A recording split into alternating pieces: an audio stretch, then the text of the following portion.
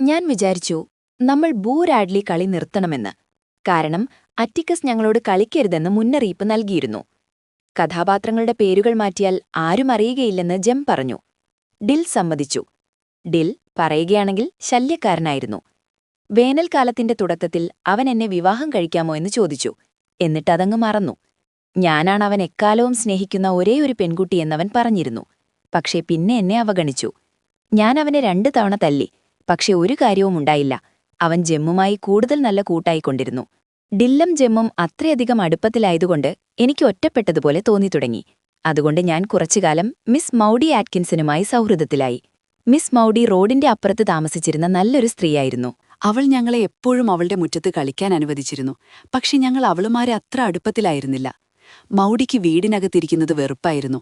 വീടിനകത്ത് ചെലവഴിക്കുന്ന സമയം പാഴാക്കിയ സമയമാണെന്ന് അവൾ കരുതി. പഴയൊരു വൈക്കോൽ തൊപ്പിയും പുരുഷന്മാരുടെ ഓവറോൾസും ധരിച്ച് തോട്ടത്തിൽ പണിയെടുത്തിരുന്നൊരു വിധവയായിരുന്നു അവൾ. അവൾ ശരിക്കും അടിപൊളിയായിരുന്നു. അവൾ സത്യസന്ധയായിരുന്നു. ഞങ്ങളെ ബഹുമാനത്തോടെ കണ്ടു. പരദൂഷണം ഇഷ്ടപ്പെട്ടില്ല. ഒരു ദിവസം ഞാൻ ശ്രദ്ധിച്ചു. മിസ് മൗഡിയുടെ കോമ്പല്ലുകളിൽ 2 ചെറിയ സ്വർണ്ണ കൊളുത്തുകൾ ഘടിപ്പിച്ചിരുന്നു. ഞാൻ അവയെ അത്ഭുതത്തോടെ നോക്കുകയും എനിക്കും ഒരെണ്ണം കിട്ടുമെന്ന് ആശിക്കുകയും ചെയ്തപ്പോൾ അവൾ പറഞ്ഞു, "ഇങ്ങോട്ട് നോക്ക്." ഒരു നാക്കുടി ശബ്ദത്തോടെ അവൾ അവളുടെ കൃത്രിമ പല്ലുകൾ പുറത്തേക്ക് തള്ളി. അടിപൊളി. അവൾ എന്നെ ഒരു കൂട്ടുകാരിയായി കണക്കാക്കുന്നു എന്ന് എന്നെ അറിയിക്കാനുള്ള അവളുടെ വഴിയായിരുന്നു അത്. അയൽപ്പക്കത്തെ ഏറ്റവും നല്ല കേക്കുകൾ ഉണ്ടാക്കിയത് മിസ് മൗഡിയായിരുന്നു. അവൾ വിളിച്ചു പറയും, "Jem Finch, Scout Finch, Charles Baker Harris, ഇങ്ങോട്ട് വാ." അതിനർത്ഥം അവൾ ഞങ്ങൾക്കായി കുറച്ച് ചെറിയ കേക്കുകൾ ഉണ്ടാക്കിയിട്ടുണ്ടെന്നും ഞങ്ങൾ ഓടിച്ചെന്നെന്നുമായിരുന്നു. ഒരു വൈകുന്നേരം ഞാൻ ചോദിച്ചു, "മിസ് മൗഡി, ബൂ രാഡ്ലി ഇപ്പോഴും ജീവിച്ചിരിപ്പുണ്ടെന്ന് നിങ്ങൾ കരുതുന്നുണ്ടോ?" "അവന്റെ പേര് ആർഥർ എന്നാണ്. അവൻ ജീവിച്ചിരിപ്പുണ്ട്," അവൾ പറഞ്ഞു. "നിങ്ങൾക്കെങ്ങനെ അറിയാം?" എന്തൊരു ഭീകരമായ ചോദ്യം. "അവൻ ജീവിച്ചിരിപ്പുണ്ടെന്ന് എനിക്കറിയാം ജീൻ ലൂയിസ്. കാരണം ആരും ഒരു മൃതദേഹം പുറത്തേക്ക് കൊണ്ടുപോകുന്നത് ഞാൻ കണ്ടിട്ടില്ലല്ലോ." ഒരുപക്ഷേ അവൻ മരിച്ച ചിമ്മിനിയിൽ കുത്തിനിറച്ചിട്ടുണ്ടാകുമെന്ന് ജെം പറഞ്ഞു. ഞാൻ കൂട്ടിച്ചേർത്തു.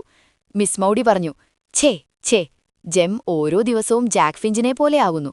അവർ രണ്ടുപേരും വലിയ വിരുദ്ധന്മാരാണ്. ജാക്ക് ഫിഞ്ച് എന്റെ അമ്മാവനായിരുന്നു, അറ്റിക്കസിന്റെ സഹോദരൻ. അവർ കുട്ടികളായിരുന്നപ്പോൾ മുതൽ മിസ് മൗഡിക്ക് അവനെ അറിയാമായിരുന്നു. മിസ് മൗഡി ഫിഞ്ചിന്റെ ലാൻഡിങ്ങിലടുത്ത് വളർന്നവളായിരുന്നു. ജാക്കിനൊപ്പം കളിച്ചിരുന്നു.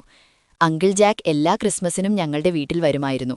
എല്ലാ ക്രിസ്മസിനും അവൻ റോഡിന്റെ അപ്പുറത്ത് നിന്ന് മിസ് മൗഡിയോട് തന്നെ വിവാഹം കഴിക്കാൻ വരാൻ വിളിച്ചു പറയുമായിരുന്നു. അവൻ വലിയ തമാശക്കാരനായിരുന്നു. മിസ് മൗഡി തിരിച്ചു വിളിച്ചു പറയും, "കുറച്ചുകൂടി ഉച്ചത്തിൽ വിളിക്കൂ ജാക്ക് ഫിഞ്ച്, അപ്പോൾ പോസ്റ്റ് ഓഫീസിലുള്ളവർ പോലും കേൾക്കും."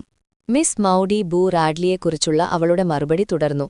"ആർത്തർ റാഡ്ലി വീട്ടിൽ തന്നെ ഒതുങ്ങിക്കൂടുന്നു, അത്രയേ ഉള്ളൂ. പുറത്തിറങ്ങാൻ താൽപ്പര്യമില്ലെങ്കിൽ നിങ്ങൾ വീട്ടിൽ തന്നെ ഇരിക്കില്ലേ?" "അതെ, പക്ഷേ എനിക്ക് പുറത്തിറങ്ങാൻ തോന്നും." "എന്തുകൊണ്ടാണ് അയാൾക്ക് തോന്നാത്തത്?" മിസ്റ്റർ റാഡ്ലി ഒരു കാൽ കഴുകുന്ന ബാപ്റ്റിസ്റ്റായിരുന്നു. അതായത് ആനന്ദകരമായ എന്തും പാപമാണെന്ന് അയാൾ വിശ്വസിക്കുന്നുവെന്ന് മിസ് മൗഡി വിശദീകരിച്ചു. ആ ബാപ്റ്റിസ്റ്റുകളിൽ ചിലർ ഒരിക്കൽ അവളുടെ വീടിനടുത്തുകൂടി പോവുകയും അവളും അവളുടെ പൂക്കളും നരകത്തിലേക്ക് പോകുമെന്ന് പറയുകയും ചെയ്തു എന്ന് അവൾ പറഞ്ഞു. മിസ് മൗഡി കൂടുതൽ സമയം പുറത്ത് ചെലവഴിക്കുന്നു. വീടിനകത്ത് ബൈബിൾ വായിക്കാൻ വേണ്ടത്ര സമയം ചെലവഴിക്കുന്നില്ലെന്ന് അവർ കരുതി. ഈ ആളുകൾ ബൈബിളിനെ അക്ഷരാർത്ഥത്തിലെടുക്കുകയായിരുന്നുവെന്ന് മിസ് മൗഡി പറഞ്ഞു. അവൾ പറഞ്ഞു, "ചിലപ്പോൾ ഒരാളുടെ കയ്യിലെ ബൈബിൾ ഒരു വിസ്കി കുപ്പിയേക്കാൾ മോശമാണ്. ഓ, നിങ്ങളുടെ അച്ഛനെപ്പോലെയുള്ള ഒരാളുടെ കയ്യിലെ വിസ്കി കുപ്പിയേക്കാൾ." അവൾ കൂട്ടിച്ചേർത്തു, "ചിലതരം മനുഷ്യരുണ്ട്, അടുത്ത ലോകത്തെക്കുറിച്ച് ആകുലപ്പെട്ട് ഈ ലോകം ആസ്വദിക്കാൻ പഠിക്കാത്തവർ, റാഡ്ലിമാരെ പോലെ." ബൂയിനെക്കുറിച്ചുള്ള എല്ലാ കഥകളും പരദൂഷണമായിരുന്നുവെന്ന് മിസ് മൗഡി പറഞ്ഞു, സ്റ്റെഫാനി ക്രോഫോർഡിനെ പോലുള്ള ആളുകളിൽ നിന്ന്. അവൾ എപ്പോഴും എല്ലാവരുടെയും കാര്യങ്ങളിൽ ഇടപെടുന്നവളായിരുന്നു. ആർഥറിനെ ഒരു നല്ല കുട്ടിയായി അവൾ ഓർമ്മിച്ചുവെന്ന് അവൾ പറഞ്ഞു. അടുത്ത ദിവസം ജെമ്മും ഡില്ലും എന്തോ പദ്ധതിയിടുന്നത് ഞാൻ കണ്ടു.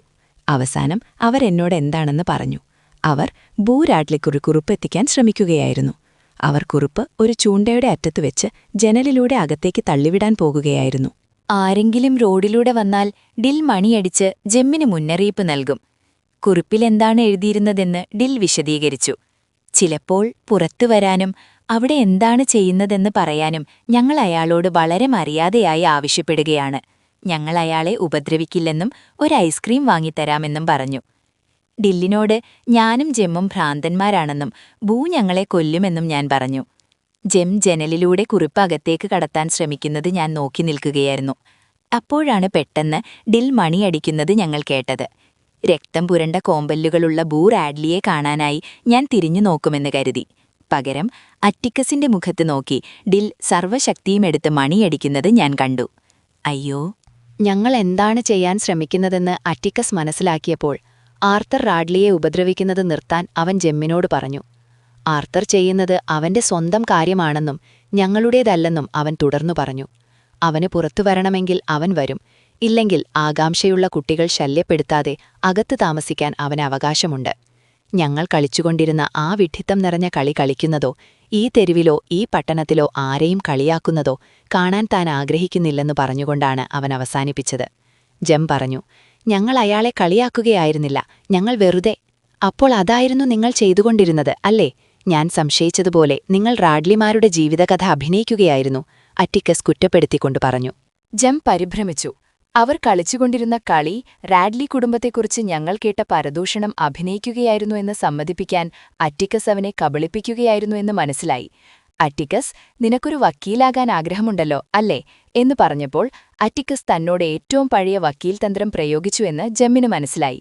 ഞങ്ങൾ ബൂർ ആഡ്ലിയെ കളിക്കുകയാണെന്ന് തനിക്കറിയാമെന്ന് അറ്റിക്കസ് നടിച്ചു. യഥാർത്ഥത്തിൽ അയാൾക്ക് സംശയം മാത്രമേ ഉണ്ടായിരുന്നുള്ളൂ. എന്നിട്ട് ജെം അറിയാതെ കുറ്റം സമ്മതിച്ചു.